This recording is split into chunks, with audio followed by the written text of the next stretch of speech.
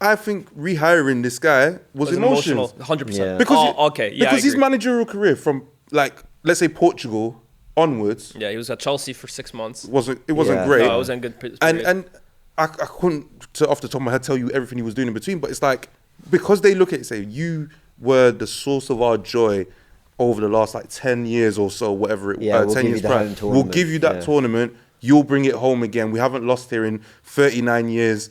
We're going to reclaim the history of 1950 and win this tournament. This guy was not fit to work, bro.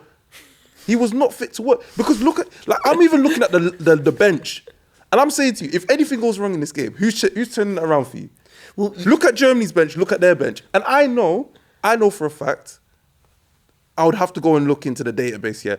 There's better players that could have been put on the bench than these players. Oh yeah, that they didn't call up. They didn't call up. 100%. Well, you say the bench, the 11s. I mean, for all we can talk about tactics, the individuals, whatever, you actually just look at the player for player. I mean, if you're doing a combined 11 between the two, I think you do well to get... Germany... I mean, it doesn't help. Okay, let's call it what it is. If Thiago Silva and Neymar is there, it's a lot different. But yeah, for the most part, Germany, they have 6 of the Bayern Munich team. They have the best goalkeeper of all time. They've got one of the best fullbacks of all time. They got... everywhere you look, it's excellence. And then Brazil, Fred. Brother, I remember Fred when he was at Lyon. Okay, decent player on it back then. Fred's been in Brazil now for 5 years. Joe, for God's sake, was at Manchester City. Yeah. No one remembers him there. It's just the funniest collection of players at this point. And I think, just to end this whole conversation about the squad quality, I think this moment right here, when you look at that Brazil team, is the moment that marks the decline of Brazilian football. Seriously, when you think about all the brilliant names, this right here is as low as it got for them. Not even from a scoreline point of view, but even from a quality. No. I think this squad right here, obviously, again, no Neymar, no Thiago Silva. Bro, come on, look at these names, bro. Joe, you're looking at Enrique, you're looking at Jefferson, you're looking at Bernard. Come on, bro. No. Do you mean from a player quality perspective? Player quality point of view. I think this is the lowest point without Neymar and Thiago Silva. I have to say, like, I remember talking to my dad, when I started to I got into football quite late. I think it was around 2006, 2007. And I remember talking to him, and I'd ask him, why do you love the World Cup or whatever, and he'd always be like, Brazil would rock up and they'd just blow us away. And I wouldn't know all these players necessarily, but they'd just blow us away. And I'm yet to have that feeling of Brazil at a tournament. And I think the first I really remember, I remember 2006, but I was just a kid watching it. 2010 was when I was like properly watching football. That was dark. And I think I haven't had ever that feeling. And by the way, I'm not trying to be too harsh on Brazil. I want that for I want to see that they rock up in yellow, with that famous kit, and they're just balling out. And I don't know. Maybe the game's evolved too much. There's too much data. We know too much about players, and I don't know. Maybe the playing field's leveled out a little bit to a degree. But ultimately, you're right. Like the player quality just isn't there. James, let me just take this moment to tell you that's never gonna. It's over, brother. Yeah, it's over. Right. Because that hurts. Like 2006, fair enough, right? 2010, I think this was the final nail in the coffin. But 2010 was dark, like to the point where they didn't even call up Neymar in that tournament, where he at that point is 18. He was probably he's killing it in Brazil. It's just like you've got 23 spots, give him one of them. And then they're going there with Alano. Even Ronaldinho, he was having a good season for Milan, and Dunga refused to call him up. Exactly, and that was the thing where it's like, okay, they're going away from Brazil. This one was the final nail in the coffin. And since then, in fairness, like, yes, you've had your Neymars, your Coutinhos, Firminos, and it's all right. You got Rafinha and Vini. But you look at the lineup now, and we say, okay, on name value, some of these guys are good. But in terms of Brazil players, they're not great. Like your Rodrigos, I think at one point there was a thing where if you took Rodrigo, Vini, and Rafinha's numbers for Brazil, they still haven't. That goals and assists was even up to Neymar's goals. So far. And you know what it is as well too? This is just statistically. Then you look at like the vibe of what made a Brazilian player a Brazilian player. No one gives you that joga bonito feeling. No one gives you like the dancing and the skills. And that's the thing with Brazil. People back then would go and watch Brazil because it's a show. Forget about whether they win or lose. They always talk about the 1982 team. That's the greatest team that never won the World Cup. But people were going to go see Zico, and they're going to go see Socrates and stuff like that. Who are you going to go see now on Brazil, bro? It's all like, even the soul of Brazilian football, I think, has been snatched. But I think this moment right here, 5-0 down in the 29th minute, is where it reached its lowest point, in my opinion. They've been trying to claw back since then, but I think this was as low as it got, even from a quality point of view. We get to halftime, right? You're looking. They're showing you images in the stadium. You got the old man of his World Cup trophy, who was seen throughout the tournament, right? The smiling guy with his trophy. This time, just depressed. You're seeing kids cry in the stands, just shock, horror. I always remember the woman as well too, who literally looked like she's seen a ghost. Brazilian players walking off, shell shocked. I'm gonna ask the question again. How did none of those Brazilian players not just break down on the pitch? I think honestly, if I was Marcelo or Luiz, I think I would have started crying at 5-0, 29 minutes in. I think I would. I think I would have started crying. I think it would have been a good time to have those cameras in the changing room, like they've had at recent World Cup. I know there was tears in there. You know, we talked about Mbappe. Like they showed the clip of him talking to. I would have loved to see David Luiz. In that I know there's a file somewhere. They've burnt it. Bring FIFA. Bring us the files. We need that. I think if Brazil win another World Cup, I think they might go back to dig that up the archives because I can't imagine, like, you look in the stands and cry. I'll be honest with you guys, I might be the villain here. I laughed, but I only laughed because it was so awkward. Yeah, like, you're not crying because you've just conceded a last minute winner. That's heartbreaking. You guys are crying knowing that, especially we're seeing these images at halftime. It's been 15 minutes since the 5th goal. You lot are in tears, and I'm like, looking at the old man, just put the World Cup down, bro. Like, just put it down, and it's not yours anymore. Put it in the bag, man. Telling the kids, I get it. You know, I've cried at football matches before, but for me, if they really wanted to show like how much this hurt, everyone should have just left. Halftime, I would have left. I know, honestly. What are you hoping? Because you're crying because you think if something goes the right way, they're going to pull it back to 5-5. It's not happening. Go home. 5-5, imagine.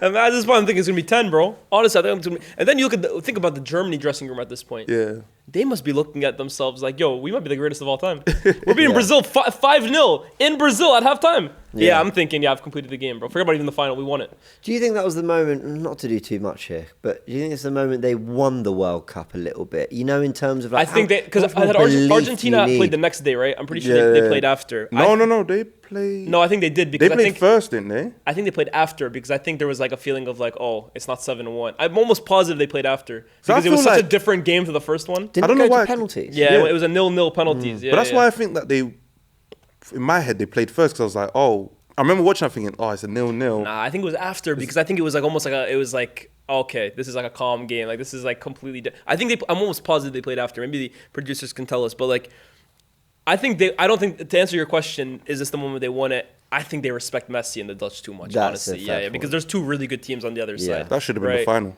What's that? Netherlands, Argentina, bro. I want to see that. As well too. But yeah, at halftime... Netherlands in that tournament. They were fun. They were fun. Robben, Van Persie, Sneijder, that back five. Yeah, they were fun. I did like them. They demolished Spain. Was that the 5-1 that year? Yeah, that's that game. It was what's his name? Van Gaal, who was coaching them before he came to United. But if you're at halftime, Germany, are you thinking like, okay, now let's just pass it around them training session vibes, or are you thinking, yo, let's go for the record. Let's try to put 10 past them, huh? If you're Germany, yeah.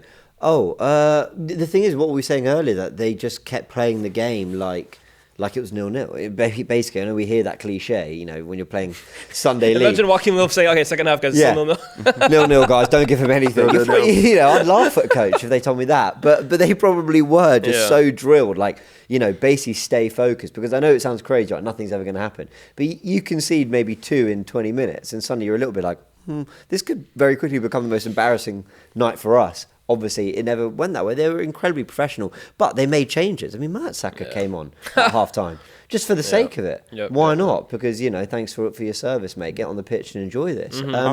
So, yeah, I think they were just ultra-focused, but they recognised that they could make a change. And then Brazil, of course, made their changes as well, too. Paulinho and Ramirez coming on for Fernandinho and Hulk. That was about I don't know what the hell minutes too late. Yeah, honestly. 100%. At some point, they should have taken off an attacker, brought on another midfielder, but at this point, it's just damage limitation. But I think the big substitution you got to look at was Andre Schurrle, who came on after 58 minutes, and honestly, what an impact coming on. Granted, it's 5-0 already, but adding 2 more goals on top of it in the second one.